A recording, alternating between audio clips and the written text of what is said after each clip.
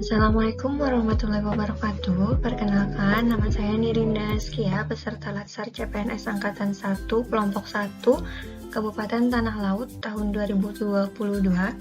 Hari ini saya akan mencoba memaparkan hasil tugas saya, yaitu analisis isu efektivitas kinerja individu berdasarkan tupoksi saya sebagai bidan.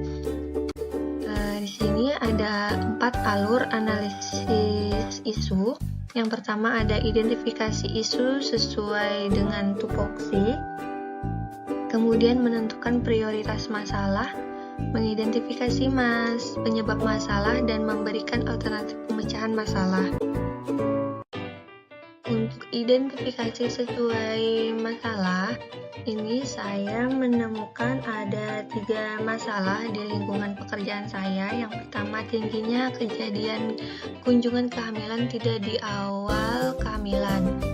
Diharapkan kunjungan awal kehamilan ini terjadi di usia sebelum 12 minggu. Kemudian yang kedua, ada rendahnya minat ibu hamil dalam mengikuti kelas ibu hamil. Dan yang ketiga, ini tingginya kejadian kehamilan di usia muda. Kemudian menentukan prioritas masalah. Nah, untuk menentukan prioritas masalah ini sendiri, itu ada 2 metode. Yang pertama, metode APKL, atau itu dari singkatan dari aktual, problematik, kehalayakan, dan layak. Nanti dari 4 item tersebut dinilai tingkatannya. Untuk yang metode yang kedua itu menentukan prioritas masalah dengan metode USG atau urgensi, seriousness, dan growth. Untuk urgensi itu tingkat kegawatan masalah berkaitan dengan mendesaknya waktu yang diperlukan untuk menyelesaikan masalah tersebut. Nah, yang kedua atau S-nya itu adalah seriousness, yaitu tingkat keseriusan masalah tersebut berkaitan dengan dampak yang ditimbulkan dari masalahnya. Kemudian growth. Untuk grow ini tingkat pertumbuhan masalah. Semakin cepat berkembang masalah tersebut, maka semakin tinggi tingkat pertumbuhannya. Selanjutnya, penilaian tingkat permasalahan isu. Di sini saya mengambil dengan metode USG. Untuk tingkat kejadian kunjungan kehamilan tidak di usia awal kehamilan, ini untuk U-nya saya beri skor 4, S-nya 4, dan G-nya 4. Jadi untuk total skornya itu adalah 12. Kemudian yang kedua, rendahnya minat ibu hamil dalam mengikuti kelas ibu hamil.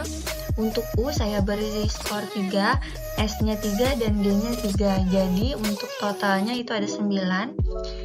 Kemudian untuk tingginya kejadian kehamilan di usia muda, itu untuk skor U-nya saya beri skor 5, S-nya 5, dan G-nya 4. Jadi total skornya adalah 14. Dari ketiga pokok permasalahan ini, kita nilai skornya yang paling tinggi yang mana, yaitu didapatkan skor tertinggi di tingkat tingginya kejadian kehamilan di usia muda. Kemudian kita cari akar permasalahannya dengan diagram fishbone. Dari tingginya kejadian kehamilan usia muda itu, untuk faktor metode ini kemungkinan kurang optimalnya pemberian sosialisasi tentang bahaya kehamilan usia muda. Kemudian dari faktor manusia, kurangnya pengetahuan bahaya kehamilan di usia muda.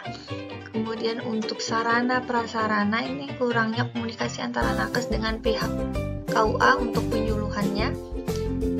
Untuk lingkungan, kemungkinan karena adat kebiasaan atau budaya yang berlangsung secara turun-menurun. Dan untuk money, itu tingkat pendapatan orang tua yang rendah.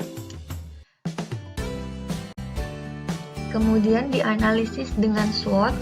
Untuk SWOT, S-nya itu strength atau kekuatan.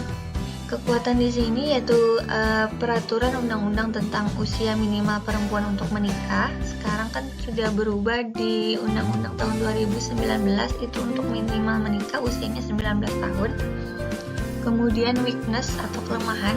Di sini ada 2 menurut saya. Yang pertama, kurang adanya kesadaran masyarakat akan pentingnya mematuhi aturan usia minimal untuk menikah. Kemudian yang kedua, kurang adanya sosialisasi tentang pencegahan pernikahan dini. Untuk O-nya Selanjutnya, opportunity atau peluang. Di sini petugas kesehatan selalu mengingatkan untuk menunda kehamilan sampai usia aman untuk ibu hamil. Untuk threat atau ancaman, risiko tinggi untuk ibu hamil jika terlalu muda. Kemudian yang kedua, bayi yang dilahirkan itu BBLR atau berat badan lahir rendah. Dan yang ketiga itu melahirkan sebelum waktunya atau persalinan prematur. Kemudian alternatif pemecahan masalah dari isunya itu tadi, tingginya kejadian kehamilan di usia muda, penyebabnya kemungkinan kurangnya pengetahuan bahaya kehamilan usia muda. Maka di sini saya ambil alternatif pemecahan masalahnya, yaitu pemberian sosialisasi. Nah, yang pertama untuk tahapannya itu harus mengajukan izin dulu ke puskesmas untuk melakukan penyuluhan. Kemudian kita juga harus berkoordinasi dengan aparat desa atau warga setempat bahwa kita akan melaksanakan penyuluhan. Dijelaskan penyuluhannya itu tentang apa, untuk apa. Kemudian melakukan pretest sebelum penyuluhan. Jadi peserta penyuluhannya itu kita berikan dulu pertanyaan-pertanyaan mengenai apa yang akan kita berikan penjelasan.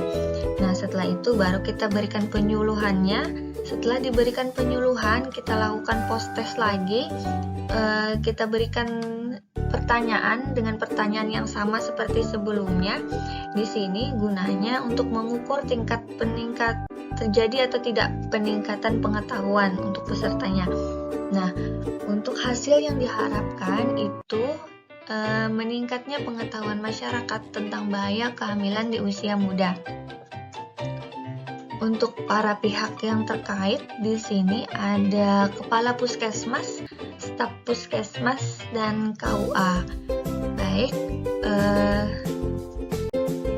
sekian dan terima kasih.